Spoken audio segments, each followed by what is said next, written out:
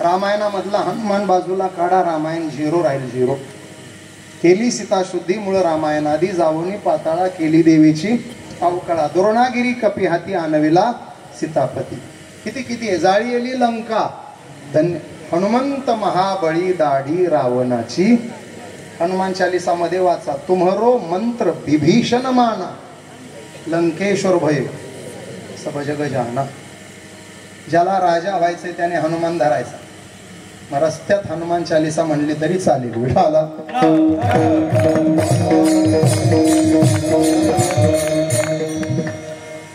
सध्या हनुमान सगळ्यांना आवडायला लागले.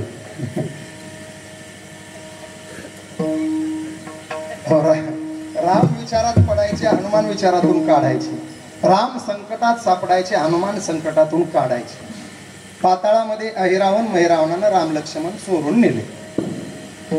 देवीला बळी द्यायचा ठरला. हनुमानजी तिथं पोहोचले.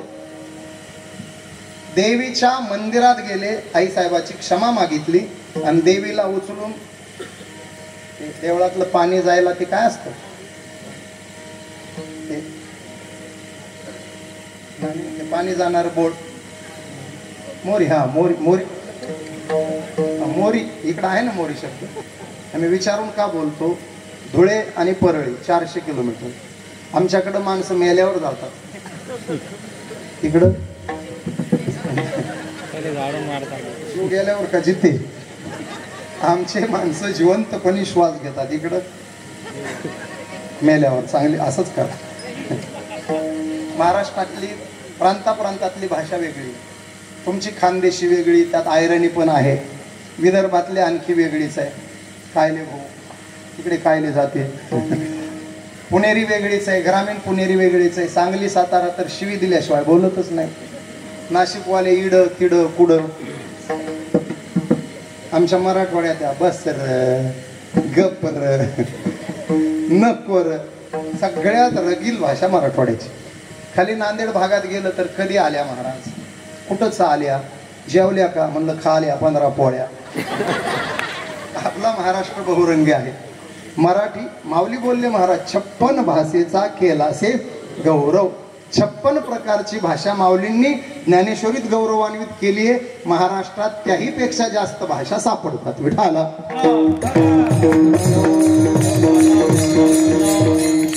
देवीला उचललं, त्या मोरीत कोंबलं, तोंड उघडं ठेवलं फक्त. आईरावण महिरावण राम लक्ष्मणाला घेऊन आले. देवीच्या रूपात हनुमान उभे होते, गर्जना केले, खबरदार राम लक्ष्मणाला जिवंत मंदिरात पाठवा, मी त्यांना कच्च खाणार आहे. सगळ्यांना आनंद झाला. देवी बोलली. राम लक्ष्मण मध्ये पाठवले. पुजाऱ्याला सांगितलं बाहेर जा, बाहेरून दरवाजा बंद कर. पुजाऱ्याने दरवाजा बंद केला. अकराळ विकराळ देवीच्या रूपात हनुमान हसायला लागले.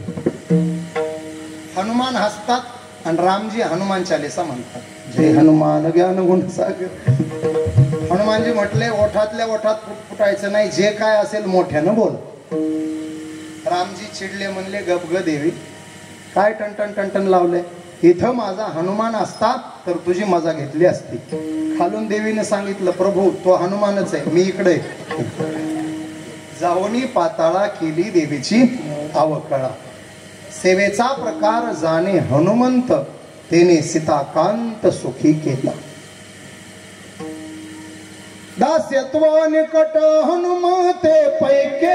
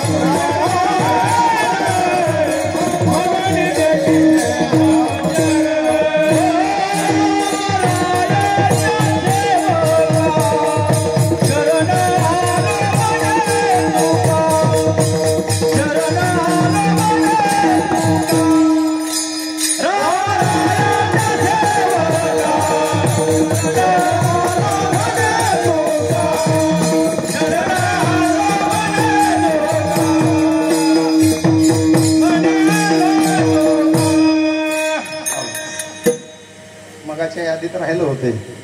रामरायाच्या सेवका शरण आलो म्हणे तुका, शरण शरण हनुमंता. सेवा त्याला म्हणायचं स्वामीनिष्ठा. जसं रामायणात राम हनुमान याद्वारे स्वामीनिष्ठा पाहिली, तसं इतिहासात या छत्रपती शिवरायांचं चरित्र वाचा.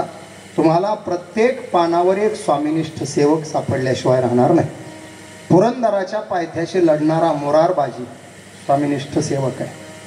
आधी लगीन आणि मग असं म्हणणारा तानाजी स्वामीनिष्ठ सेवक आहे. 500 मावळ्यांना घेऊन कोंढाणा सर करायची भाषा करणं म्हणजे सोपं नाही. तिथंही तितका चिवट, रजपूत, तेवढाच हट्टी आणि तेवढाच रुबाबदार उदयभान राठोड आहे. आणि त्याच्याबरोबर लढायचं आहे, कोंढाणा घ्यायचा आहे. पोराचं लग्न बाजूला सारलंय, याला स्वामीनिष्ठा म्हणतात. 600 मावळ्यापैकी 300 मावळे घेऊन तुम्ही विशाळगड जवळ करा, मी 300 मावळे घेऊन घोडखिंड लढवतो. 300 मावळ्यांना सोबत घेऊन 5000 सैनिकांचा सामना करायचा आहे. आणि राजे गडावर पोहोचल्याशिवाय एकही सैनिक पुढे जाऊ द्यायचा नाही. तो विडा उचललाय आणि ती घोडखिंड लढून लढून स्वतःच्या रक्तानं पावन केली. घोडखिंडीला पावनखिंड बनवणारा बाजीप्रभू म्हणजे स्वामीनिष्ठ सेवक आहे. त्याच प्रसंगामध्ये पन्हाळ्यावर सिद्धीच्या वेड्यात राजे अडकले असताना राजांच्या पुढे गोड प्रस्ताव ठेवलाय शिवा काशीद नावाच्या नाव्याच्या पोरानं. राजा, तुम्ही आम्ही दोघं सारखे दिसतो, आपल्या सारखं दिसण्याचा आपण लाभ उठवूयात. आपण बाजीसोबत विशाळगडाकडे कूच व्हा, मी तुमचा पोशाख परिधान करून सिद्धीच्या भेटीला जातो. राजा म्हणाले, नाही शिवा, माझा प्राण वाचवण्याकरता मला तुझा प्राण धोक्यात नाही घालायचा. अरे, माझा पोशाख करून सिद्धीच्या भेटीला जाणं म्हणजे मरणाचं तिकीट हातात ठेवल्यासारखं. शिवानं सांगितलं, राजा, तुमचा वेश घेऊन सिद्धीच्या भेटीला गेल्यावर हे मरणार आहे, मी मरणार आहे हे मला केव्हाच माहित आहे. जगण्याची इच्छा आहे कोणाला? राजा, एकच वाक्य ऐका, शिवा काशीद म्हणून 100 वर्षाचं आयुष्य मिळण्यापेक्षा शिवरायांचा पोशाख करून शिवाजी महाराज म्हणून 1 दिवस जगायला मिळालं तरी या देहाचं सोनं झाल्याशिवाय होणार. नाना कुठून आणले असतील हो या निष्ठा? काय दिलंय राजांनी ह्या लोकांना? MLC दिली आहे, राज्यसभेवर घेतलंय, लोकसभेचं तिकीट आहे का विधानसभेचं तिकीट आहे? महामंडळ दिलंय, पक्ष संघटनेत काम करायला दिलंय. घरची चटणी भाकरी खाऊन शेतकऱ्याची गोरगरिबाची ही पोरं शिवरायांसाठी लढली. अशा निष्ठा सेवकांकडून मिळवायच्या असतील तर राजा सुद्धा तितकाच रुबाबदार आणि तितकाच प्रामाणिक चरित्राचा असला पाहिजे. उगाच नाही महाराज, होता जीवा म्हणून हे वाक्य ज्या जीवा महालेसाठी झालं तो स्वामीनिष्ठ सेवक. आणि राजाही तितकाच प्रामाणिक होता महाराज. वयाच्या 16व्या वर्षी धारोष्ण रक्ताची धार रायरेश्वराच्या पिंडीवरती अर्पण केली. हे राज्य व्हावे ही श्रींची इच्छा म्हणून कार्याला सुरुवात केली. स्वराज्याचं तोरण तोरणागडावरती बांधलं आणि फक्त 500 मावळे सोबत घेतले. 500 मावळ्यांना सोबत घेऊन सुरू झालेला प्रवास 1 दिवस 32 मन सोन्याच्या सिंहासनापर्यंत पोहोचला. 4 सुलतानी सत्तांच्या छाताडावर पाय देऊन महाराष्ट्राला हक्काचा आणि आपला छत्रपती देण्याचं काम शिवरायांच्या हातून घडलं. याच्यासाठी स्वामीनिष्ठांची मांदियाळी सोबत असावी लागते. राजाही तसा असावा लागतो आणि सेवकही तितके प्रामाणिक लागतात. तेव्हा हिंदवी स्वराज्य निर्माण होत असतं. विठाला एकदा सगळ्यांनी घोषणा द्या, बोला छत्रपती शिवाजी महाराज की जय, धर्मवीर संभाजी महाराज की जय, भवानी जय, भवानी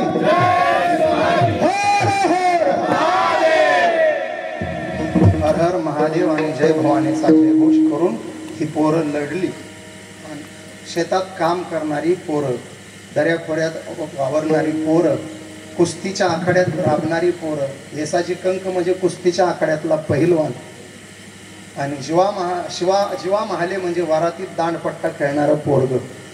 ही कुस्तीच्या आखाड्यातली वरातीत नाचणारी पोरं सोबत घेतली आणि त्यांच्या स्वामीनिष्ठेच्या जोरावर महाराजांनी स्वराज्य उभा करून दाखवलं. तुकोबारायाची पवित्र भावना सांगतो. तुकोबाराय म्हणतात, तुम्ही फक्त एक निष्ठेनं स्वामीची सेवा करत राहा, ते आमच्या भगवान विष्णूची सेवा केल्याचंच पुण्य तुमच्या पदरात पडलं.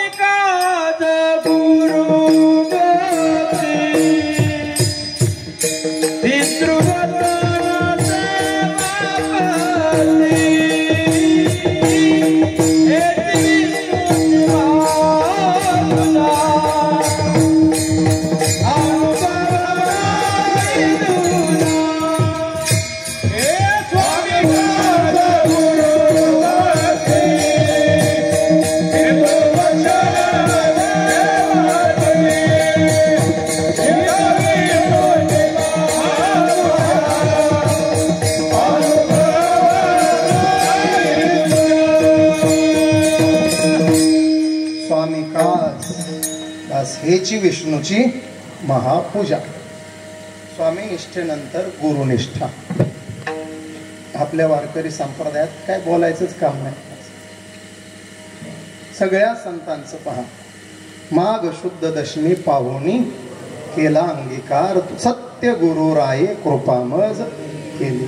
नाथबाबाच्या बाबतीत तर काय बोलावं महाराज. प्रत्येक अभंगाच्या शेवटी नाथांनी काय लिहिलंय, एका जनार्दन. एका जनार्दन स्वामीचं भाग्य आहे, एकनाथासारखा शिष्य त्यांना मिळाला. अरे उभ्या आयुष्यात जेवढं वाङ्मय निर्माण केलं त्या प्रत्येक वाङ्मयात गुरुच्या नावाला जोडल्याशिवाय वाङ्मय पूर्ण केलं नाही. एकाला जनार्दन जोडूनच आणला. ही एकनाथांची जनार्दन स्वामीवरची निष्ठा आहे. विठाला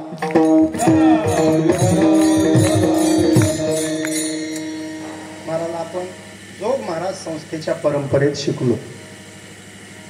मी कुठेही गेलो तर एकच वाक्य बोलतो, आम्ही आमच्या कीर्तनामध्ये किमान 2 वेळा तरी सद्गुरू जोग महाराजांचं नाव घेतल्याशिवाय आमचं कीर्तन पूर्ण झालं नाही पाहिजे.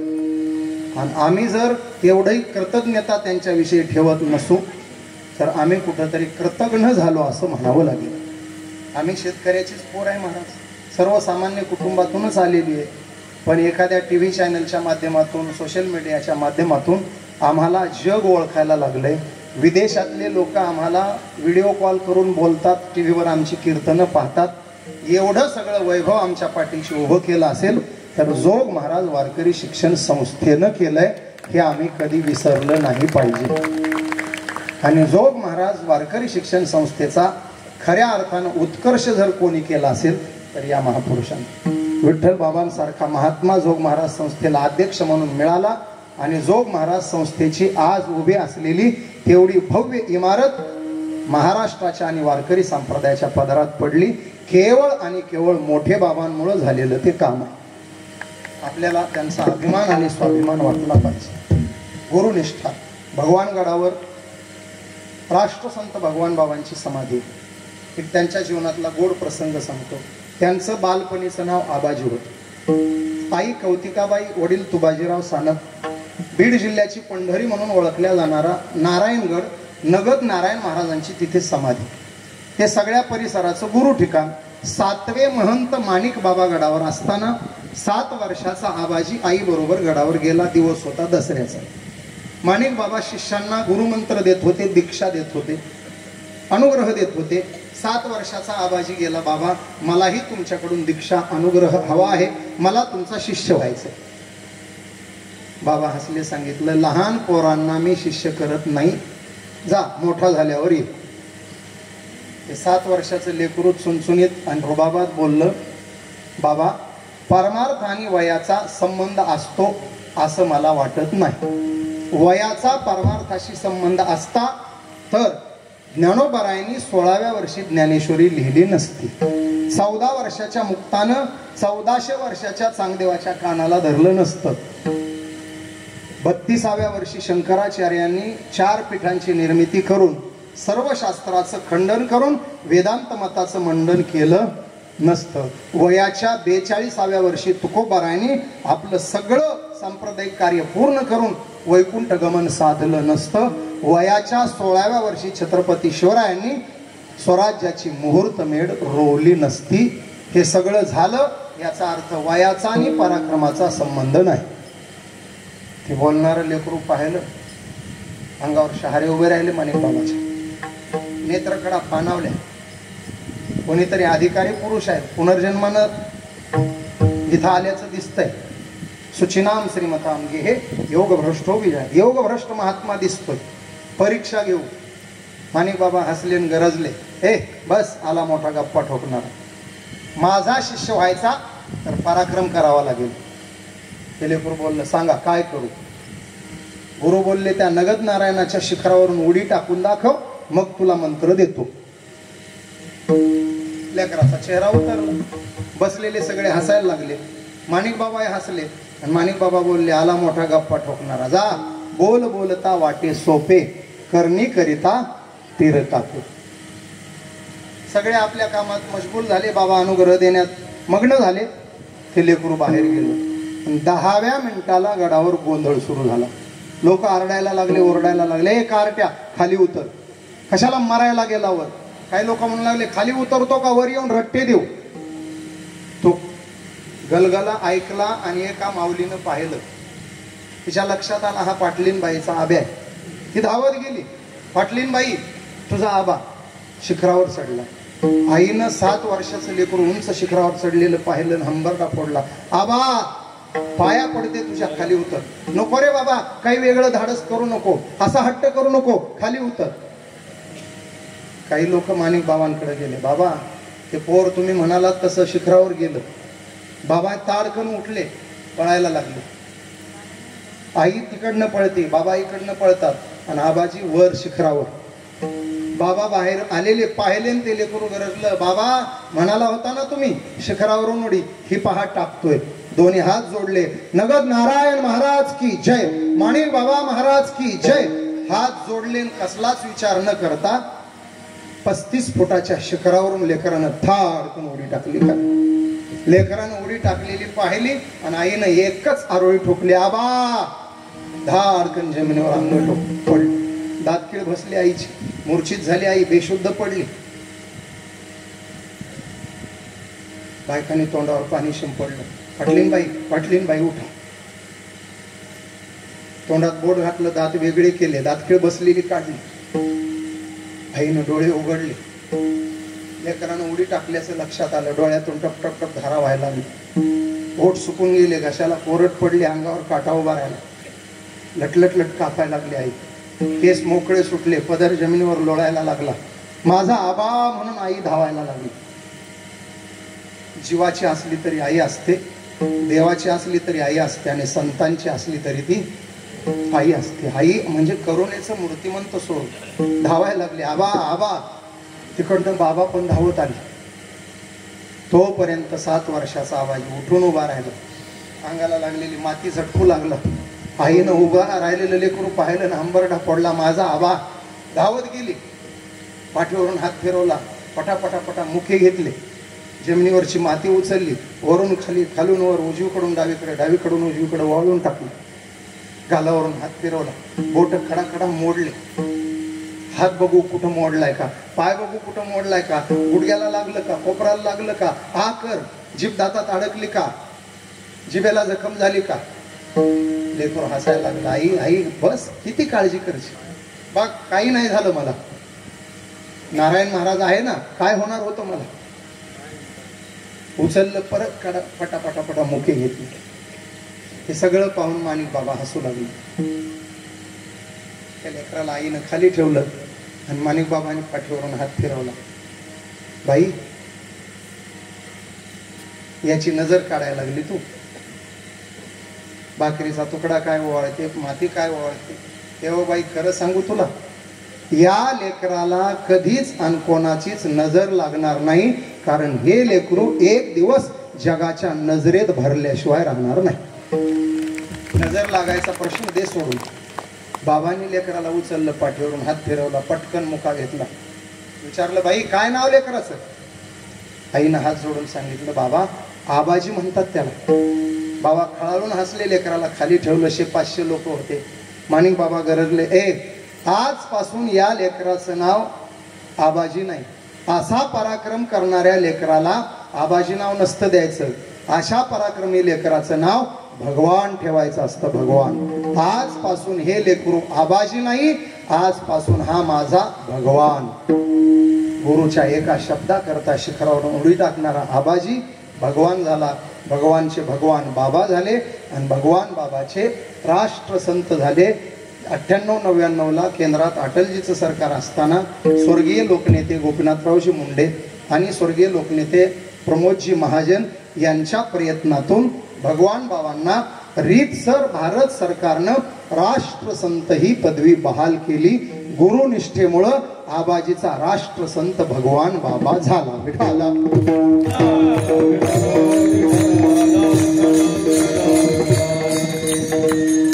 हे आमच्या संतांची गुरुनिष्ठा. आता उद्धरिलो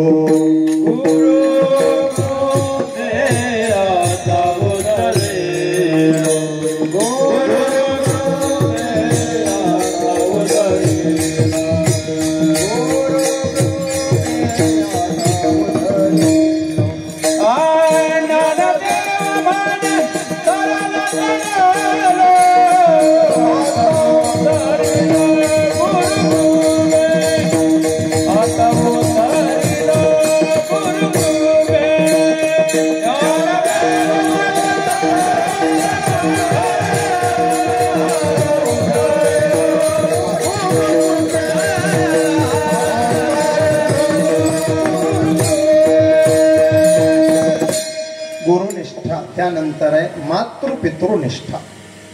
आपल्या आई वडिलांवर आपली निष्ठा असावी. जमलेल्या सगळ्यांना हात जोडून विनम्र प्रार्थना करतो, ज्याच्या घरी वडील जिवंत आहे त्यांनी एक वाक्य ध्यानात ठेवा. माझे वडील माझ्या घरात राहतात असं कधीच म्हणायचं नाही. वडील जिवंत आहे तोपर्यंत मी वडिलांच्या घरात राहतो हे वाक्य बोलायचं आणि त्याच भावनेनं जगायचं. एवढंच करा. कैलास भाऊ, माझं कीर्तन ऐकून तुमच्यापैकी एकाही माणसानं हे सूत्र स्वीकारलं आणि बाप जिवंत आहे तोपर्यंत या तत्वानं तो जगला तर माझा 400-800 किलोमीटरचा प्रवास सत्कारणी लागला असं म्हणायला अडचण नाही. आईच्या बाबतीत एक भावना ठेवायची. एकदा असं माझ्या जीवनात घडलं. आळंदीच्या माऊलीच्या मंदिरात मी प्रदक्षिणाचं करत होतो. एक जणांना आवाज दिला, ओ बुवा थांबा जरा. मी थांबलो. तो पाठीमागनं आला, जय हरी बुवा. मी म्हणलं जय हरी. तुम्ही मुंडे बुवा? मी म्हणलं हो. मला ओळखलं का? आता रोज अनेक माणसं भेटतात. मी म्हणून माफ करा नाही ओळखता आलं तुम्हाला. तुम्हाला ओळखणार पण नाही रे. तेव्हा मी 44चा होतो, आपण MA सोबत केलं तेव्हा. आता मी 104चा झालोय, तू तरी कसा ओळखणार? आणि त्याच्या बोलण्यावरून माझ्या लक्षात आलं. म्हणलं पाटक्या तू आहे का? तो म्हणला हो रे, चंद्र कलेने वाढतो मी, किलोनी वाढलो. मी म्हणलं असू दे बस. गप्पा सुरू झाल्या आमच्या. मग कुठे असतो, काय करतो? मी त्याला म्हणलं टीव्ही पाहत नाही का? पाहतो रे. तो टीव्हीवर मुंडे दिसतो तो तूच का? म्हणलं तोच हा आहे ना, हाच तो असतो. लय मोठा झाला गड्या म्हटला. मी म्हणलं तुझ्यापेक्षा लहानच आहे अजून. हे जाऊ दे म्हटलं. मी म्हणलं तुझं छान चाललंय म्हणला. भिक्षुकही करतोय, पत्नी नोकरी करते, मीही नोकरी करतोय, सगळं चालू आहे, छान आहे. एक मुलगा एक मुलगी, फॅमिली प्लॅनही छान झाला. वा छान. म्हणलं घर पुण्यात घेतलं, ये एखाद दिवशी जेवायला. ठीक आहे म्हणलं. कुठे असतो तो? मी म्हणलं गावी असतो. म्हणला तो तुझा मोठा भाऊ शिक्षक होता ना? मी म्हणलं हो. आता हेडमास्टर झालाय, तू प्राचार्य झालाय. वा छान. म्हणला तुझं तर काय, तू महाराष्ट्रभर फिरतो. बरं ते जाऊ दे. आई वडील? मी म्हटलं वडील वारले, आई आहे. का रे तुम्ही दोघं भाऊ एकत्र का वेगळे? हे ठरलेले प्रश्न आहेत. मी म्हणलं एकत्र आहे बाबा. अजून तो मोठा आहे, त्याच्या लग्नाला 21 वर्ष झाले, माझ्या 17-18 झाले. बिचारा सांभाळून घेतोय मला, राहतोय त्याच्या कृपेनं. छान, असंच राहा म्हणला. बरं जाऊ दे. ते तुम्ही दोघं भाऊ म्हटल्यास मग आईला सांभाळत असाल? मी म्हणलं नाही. काय बोलला? तुम्ही दोघं आईला सांभाळत नाही? मी म्हणलं नाही सांभाळत. अरे तुला बोललो नसतो तर बरं झालं असतं. छे वाटलं नव्हतं. अरे तो मास्तर आहे ना, आता इतकं चिडलं ते. तो मास्तर आहे ना? मी म्हणलं हो. आणि तू झोगड्या चिडल्यावर काय? मी म्हणलं हो. आणि तरी आईला सांभाळत नाही? मी म्हणलं नाही सांभाळत. छे म्हणला तुला बोलायलाच नको होतं. तुझा नंबर घेण्याची इच्छा होती पण नको. चल येतो मी. वैतागूनच निघाला तो. मी दंडाला धरला. अरे थांब जाशील म्हणलं. काय थांबायचं काय बोलायचं? तुझ्यासारख्याचं तोंड पाहिलं नाही पाहिजे. मी म्हणलं नको पाहू, पण आता ऐकून तर जा माझं पुढचं बोलणं. काय ऐकायचं? म्हणलं ऐक. आम्ही दोघं भाऊ आमच्या आईला सांभाळत नाही, त्याचं कारण अजूनपर्यंत आमची आई आम्हा दोघा भावांना सांभाळते. त्याच्या डोळ्यातच पाणी आलं टचकन. पटकन मिठी मारली. काय जीव घेतो का काय म्हणला. मी म्हणलं ते जाऊ दे, बस या भावना तुमच्या आमच्या असल्या पाहिजे. मी आईला सांभाळतोय म्हणायचं नाही, माझी आई मला सांभाळते या भावनेनं जगायचं. खूप सोसलंय हो त्यांनी, खूप केलंय आपल्यासाठी. बापाचं जर निरीक्षण केलं ना महाराज, बारकाईनं पहा. आई लेकराला कडेवर घेते आणि बाप लेकराला खांद्यावर घेतो. ओग बारकाईनं पहा. आई भोळी आहे, ती करुणेची मूर्ती आहे. तिचं एकच असतं, मला जे दिसतं ते माझ्या लेकराला दिसलं पाहिजे, म्हणून लेकरू कडेवर आहे.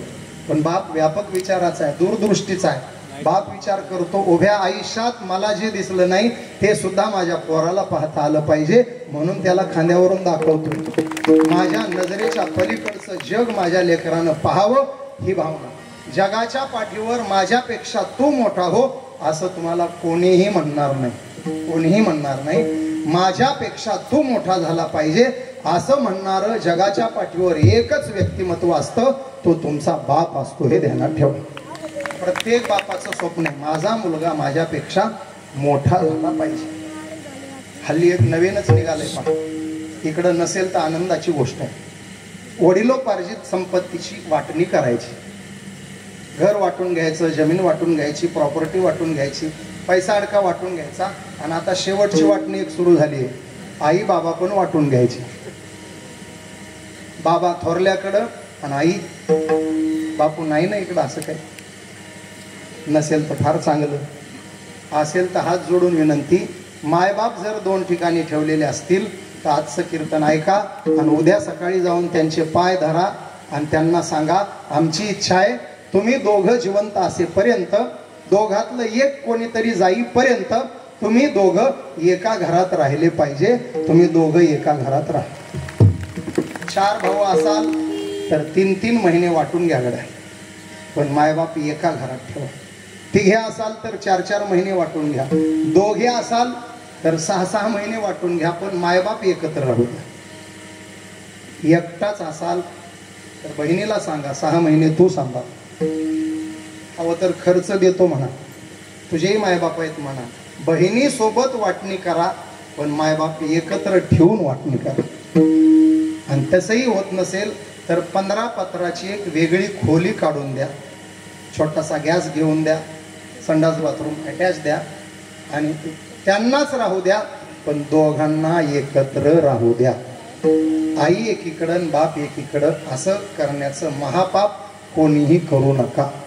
बस एवढं जरी सांभाळलं तरी तुमची मातृनिष्ठा पितृनिष्ठा साकार झाली म्हणायचं. विठाला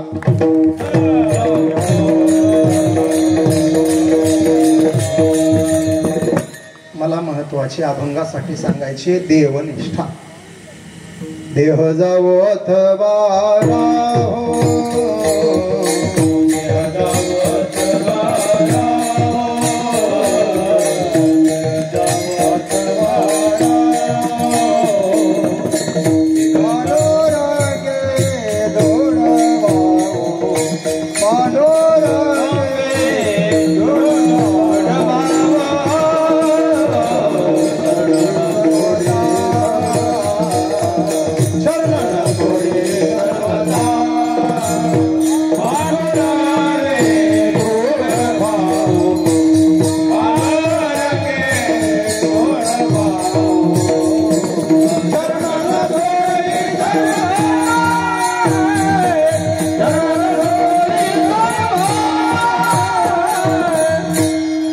जरी आकाशवर पडो पाहे ब्रह्मगोळ भंगा जाय, वडवानळ त्रिभुवन खाय तरी मी तुझीच वास पाहेगा.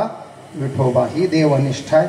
आणि ऐका महाराज, देवनिष्ठेचं फळ मिळाल्याशिवाय राहत नाही. तुम्हाला जास्त नाही, 2च उदाहरणं सांगतो. जनाई आणि अभंगात येण्यासाठी नामदेव महाराज. जनाईनं निष्ठा ठेवली देवावर, 1-2 दिवसाची निष्ठा नाही. सौयुगीचा भक्त नामा उभा कीर्तनी, पाठीमागे डोळे